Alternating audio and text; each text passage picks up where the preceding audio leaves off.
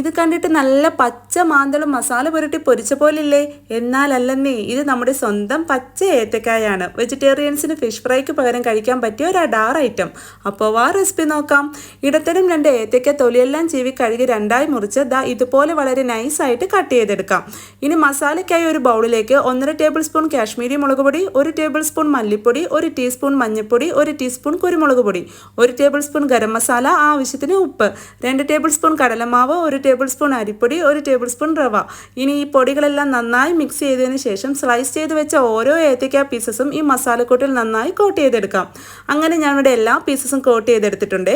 ഇനി ബാക്കി വന്ന മസാലക്കൂട്ട് ഇതുപോലെ ഒരു ടിന്നിലിട്ട് അടച്ച് വെക്കുകയാണെങ്കിൽ ഇതുപോലെ ഉരുളക്കിഴങ്ങ് സ്ലൈസ് ചെയ്തതിൻ്റെ കൂടെയും നമ്മുടെ ചേന സ്ലൈസ് ചെയ്തതിൻ്റെ കൂടെയൊക്കെ കോട്ട് ചെയ്ത് പൊരിച്ചെടുത്താൽ സൂപ്പർ ടേസ്റ്റാണ്. ഇനിയിപ്പോൾ എന്താ, ഒരു പാനിലേക്ക് കുറച്ച് എണ്ണ ഒഴിച്ച് എണ്ണ ഒന്ന് ചൂടാകുമ്പോൾ ഓരോ ഏത്തക്ക പീസസും ഇട്ട് കൊടുത്ത് തിരിച്ചും മറിച്ചും ഇട്ട് ചെറു തീയിൽ ഒരു 10 മിനിറ്റ് ഫ്രൈ ചെയ്തെടുത്താൽ നല്ല സൂപ്പർ ടേസ്റ്റി ഏത്തക്ക ഫ്രൈ റെഡിയായി.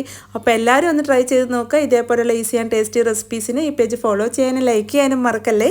ഇത്തരം ഈസി ആൻഡ് ടേസ്റ്റി റെസിപ്പീസുമായി നമുക്ക് വീണ്ടും കാണാം. Okay, by.